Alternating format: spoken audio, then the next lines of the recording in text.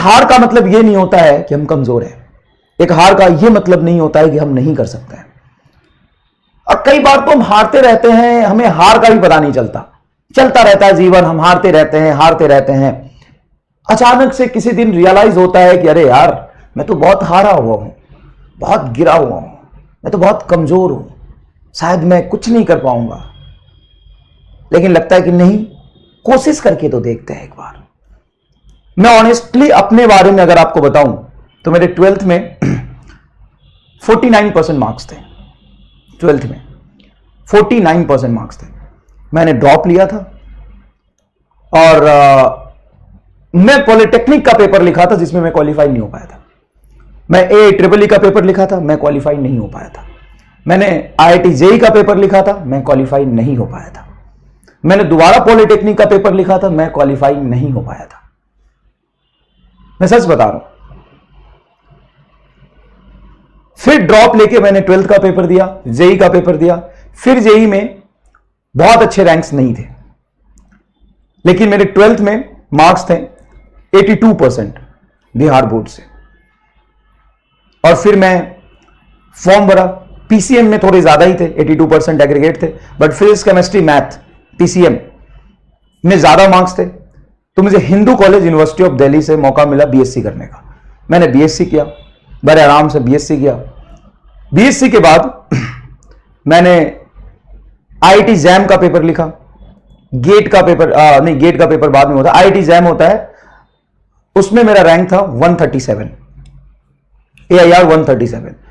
फिर मैंने दिल्ली यूनिवर्सिटी का एंट्रेंस लिखा, MSc का एंट्रेंस होता है, उसमें मेरा AIR था 4। दिल्ली यूनिवर्सिटी के एंट्रेंस में पूरे इंडिया के BSc किए हुए बच्चे पेपर लिखते हैं, AIR था 4। फिर मैंने CSIR JRF का पेपर लिखा जिसमें मेरा ऑल इंडिया रैंक था 132, है ना, रिसर्च फेलोशिप मिलता है। तो मैं बस ये नहीं बता रहा, मैं आपको पहले ये भी बताया कि मैं कितनी बार फेल हुआ हूं। मैं पॉलिटेक्निक का पेपर क्वालिफाई नहीं कर पाया 2 बार, मैं JEE नहीं क्वालिफाई कर पाया। लेकिन फिर मुझे एक दिन एहसास हुआ कि नहीं यार, लाइफ ऐसे तो नहीं चलेगी। मैं तुम्हारी एज में जब था ना, तो तुमसे भी ज्यादा बेवकूफ, तुमसे भी ज्यादा चमन, तुमसे भी ज्यादा रामलाल टाइप, तुमसे भी ज्यादा बेफिक्र था और तुमसे भी ज्यादा बदमाश था, तुमसे बड़ा गुंडा था। जिस उम्र में तुम आज हो उस उम्र में मोहल्ले में मैं कूटने के लिए जाना चाहता था।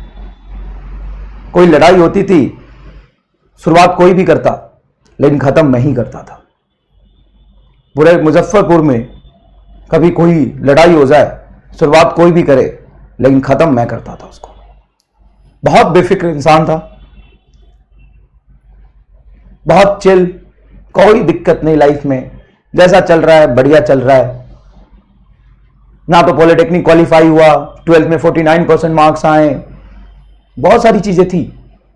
मुझे रियलाइज नहीं था उस समय तक कि मैं क्या कर रहा हूं या फिर आगे फ्यूचर क्या होगा मेरा।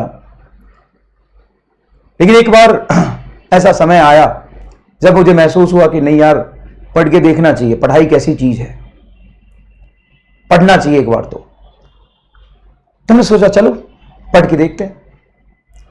और अपना बचपन से ही वसूल रहा है कि हम जो काम करेंगे वो सबसे बेहतरीन करेंगे। हम उनमें से नहीं आते कि चल रहा ये भी चल रहा, वो भी चल रहा, वो भी चल रहा, ना, हम जो करेंगे बेहतरीन करेंगे। अगर हम गुंडा बनेंगे तो सबसे बेहतरीन गुंडा बनेंगे, अगर हम किसी को कूटेंगे तो सबसे बेहतरीन कूटेंगे, अगर हम पढ़ेंगे तो सबसे बेहतरीन पढ़ेंगे। 1 साल अपने लाइफ में पढ़ा। मैं बचपन में कभी स्कूल नहीं गया, गवर्नमेंट स्कूल से पढ़ा, तो स्कूल जाने का कभी मौका मिला नहीं। 8th 9th तक तो मैं कभी स्कूल ही नहीं गया, स्कूल ही नहीं गया कभी 8th 9th 10th तक। मतलब ही नहीं था, क्या करना स्कूल जाके, पढ़ना जरूरी थोड़ी ना है। 11th 12th में भी नहीं पढ़ा। लेकिन जब समय आया कि नहीं पढ़ना चाहिए तो पढ़ा, और जब ऐसा पढ़ा कि वैसा कोई नहीं पढ़ पाया।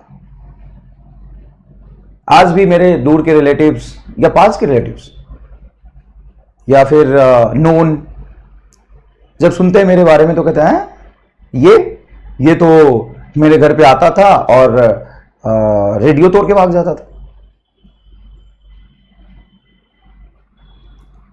मेरे रिलेटिव्स पहले मेरा मजाक उड़ाते थे कि ये कितना मंद बुद्धि है, लाइफ में क्या कर पाएगा। मेरे भविष्य की चिंता मेरे पिताजी से भी ज्यादा मेरे उन रिलेटिव्स का था,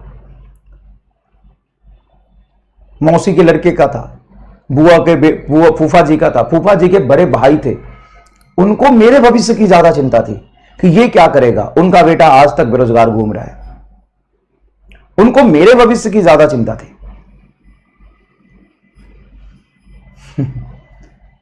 तो होता है बेटा, कई बार हमें एहसास नहीं होता कि हम कहां जा रहे हैं, और एक बार एहसास करने की जरूरत होती है, और जब करो तो बेहतरीन करो। तो मैं बस तुमसे एक ही बात करना चाहता हूं कि देखो, अनसक्सेसफुल सब होते हैं, ऐसा नहीं है कि कोई पैदा ही डॉक्टर लिया था। मेहनत करना पड़ता है, मेहनत करना पड़ता है, और जब बेहतरीन मेहनत करते हैं तभी आप बेहतरीन रिजल्ट पाते हैं। दूसरी बात, कई बार हम बेफिक्री में जीते हैं, लेकिन सही समय पे अगर हमें रियलाइज ना हो, अगर 1, 2, 3 साल बाद मुझे रियलाइज होता तो शायद मैं आपके सामने यहां पे खड़ा नहीं हो पाता।